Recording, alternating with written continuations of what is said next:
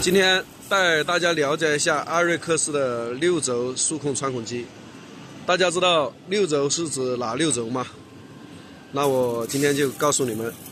首先是牛头的 X、Y 两轴，机头上的 Z 轴和 W 轴，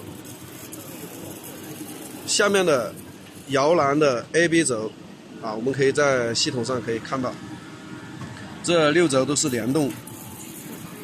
X、Y、Z、W、AB 轴这6轴数控穿孔机。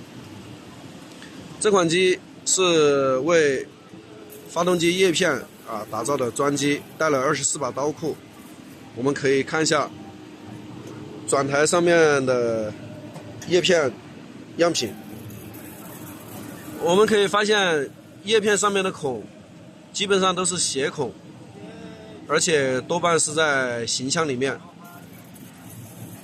叶片加工对机器的要求比较高，首先是一个位置的定位精度，第二个是加工出来孔的从容层的精度，这个要求都是非常高的。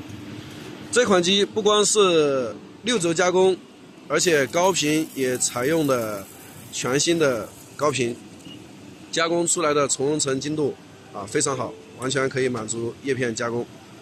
欢迎大家来阿瑞克斯展台了解我们的6轴数控穿孔机，谢谢。